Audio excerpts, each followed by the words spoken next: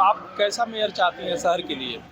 मैं किसी political party का समर्थन तो नहीं कर रही हूँ फिलहाल मैं ये चाहती हूँ जो भी मेयर प्रत्याशी जीते शहर का विकास हो, क्योंकि कुमाऊं का द्वार कहा गया है हल्द्वानी को।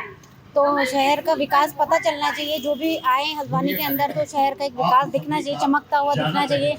आवारा पशु जो घूम रहे हैं उनका निवारण होना चाहिए, गंदगी का निवारण होना चाहिए, स्वच्छता होनी चाहिए शहर में। ट्रैफिक जो समस्या बनी रहती है वो नहीं होनी चाहिए। और जो लोगों के जो हम लोग देखते हैं कि बहुत सारे लोग ऐसे भटकते हुए सड़कों किनारे सो रहे हैं, उनके लिए कोई व्यवस्था होनी चाहिए, शौचालयों की व्यवस्था होनी चाहिए, बाजार का एक जो अतिक्रमण की समस्या उसका निवारण होना चाहिए। आपका क्या नाम है? जी, मेरा नाम दीपा आप तिवारी। कैसा चुनाव देखते हैं सिटी के अंदर? चुनाव का क्या माहौल है? चुनाव का माहौल बहुत अच्छा है, लेकिन मेरे लोगों से आपके मीडिया के तरफ से ये अपील है कि इसमें पार्टी का कोई भी न हो करके किसी भी पार्टी इंसान को देखना चाहिए कि कौन हमारे शहर का विकास कर सकता है, वो ज़्यादा महत्वपूर्ण है। क्या नाम है आपका? क्या नाम है? ये मेयर चुनाव में कैसा आप चाहते हैं, कैसा मेयर हो? हमारा ऐसा मेयर जो मतलब शहर का विकास करें। विकास करे।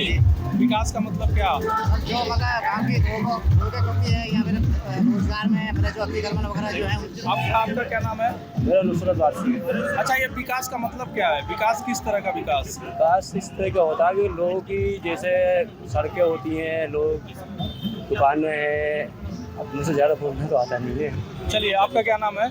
मेरा नाम करुणा शंकर कांडपाल है। जो भी प्रत्याशी उठाए सबने विकास की बात कही है। इसमें अच्छा कैसे आपका मानक क्या होगा चयन का? क्योंकि हर आदमी बोल रहा है मैं सड़क बनवा दूंगा, नाली बनवा दूंगा, सुरक्षा दे दूंगा, सबकी एक बात है, लेकिन आप कैसे उसमें सिलेक्ट करेंगे बेहतर कौन है? एक्चुअली जो दूरदर्शी हो, जो सबको मिल के लेकर चले और जिसको हल्द्वानी के विकास की पूरी जानकारी भी हो, कैसे कि वो नगर पालिका का कार्य करे। क्योंकि नगर पालिका में कार्य करना इतना आसान नहीं है और नगर पालिका का अपना बजट भी बहुत कम होता है। तो सरकार के संग मिलकर और केंद्र सरकार के आगे ही बजट आता है उसमें, तो उनके संग मिलकर ऐसा मेयर चाहिए कि जो दूरदर्शी के साथ संगठित भी हो। जी। हमारे साथ कुछ युवा भी हैं, ये अपनी राय बताएंगे। आप बताइए, आपका क्या नाम है? मोहम्मद। यूथ किधर जा रहा है इस चुनाव में? कहाँ जा रहा है यूथ? और क्या चाहिए आपको हल्द्वानी शहर से? क्या एजुकेशन चाहिए? अभी तो बहुत कम है, एजुकेशन चाहिए, बहुत कम है अभी तो यहाँ तो कॉलेज यूनिवर्सिटी पर्याप्त है। कोई फायदा नहीं है। आजकल कहते हैं नशा मुक्ति बहुत चल रहा है, नशा मुक्ति। यूथ नशे की तरफ जा रहा है। अच्छा, नशे का कारोबार मुक्त करवाना है और हमारे युवा को क्या कहता है भी नशा के लिए बहुत दिक्कत हो रही है।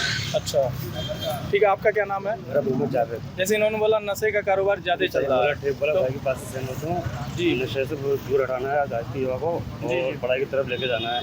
अगर एजुकेशन होगी तो नशा दूर हो जाएगा। यानी युवाओं को शिक्षा और नशा दोनों से शिक्षा मिले, नशा दूर हो, ऐसा मेयर चाहिए जी। स्वास्थ्य, सड़क, रोजगार, ये सब नए मुद्दे हैं, ये चीज़ें सबसे पहले होनी चाहिए। जी। ये बयान है जी। आपका क्या नाम है? मेरा डीके भट्ट है जी। आप बताइए, मेयर चुनाव को लेके कैसे देख रहे हैं? मेयर चुनाव को लेके हम लोगों ने सबसे पहले ये देखना है कि सभी लोग या कोई भी मेयर बनेगा, देखो बेसिक चीज़ें तो हर एक को मौलिक जो सुरक्षा की है वो सभी को देना पड़ेगा। सभी को, कोई सड़क हो चाहे सुरक्षा हो चाहे फिर इसके विकास के लिए हर कोई आगे आएगा। लेकिन मेन मुद्दा ये है कि इसके लिए क्या कोई निर्दलीय या कोई पार्टी विशेष से कोई व्यक्ति ऐसा कुछ कर सकता है जिसके लिए कि बाहर से बजट ला सकता है? तो हम तो यही चाहेंगे कि अगर यहाँ पे डबल इंजन सरकार की जगह के ट्रिपल इंजन सरकार हो, कि एक दूसरे से कड़ी जुड़े रहे। जब केंद्र का बजट मुख्यमंत्री तक आए, मुख्यमंत्री से अगर मेयर भी अगर उसी पार्टी का हो तो वो ज़्यादा से ज़्यादा इसका विकास कर सकता है।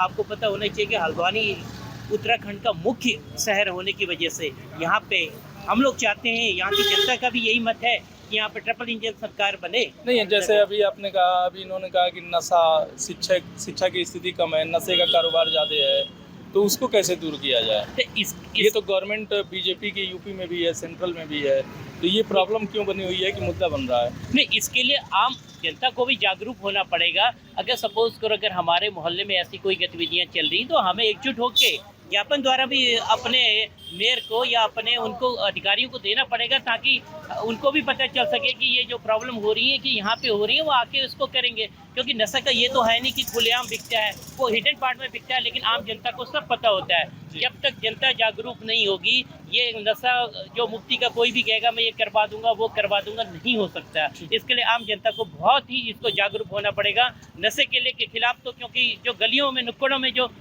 लोग बैठते हैं शाम को या सुबह को, उसको हम ही लोगों के द्वारा जागरूक करके सरकार तक पहुंचाना पड़ेगा। अगर उसका अमल नहीं होता तो फिर उसके ऊपर फिर सर मेन फाइट तो अभी सर 50-50 है, कांग्रेस बीजेपी के बीच में ही है, और इसमें कोई भी नहीं सकता है।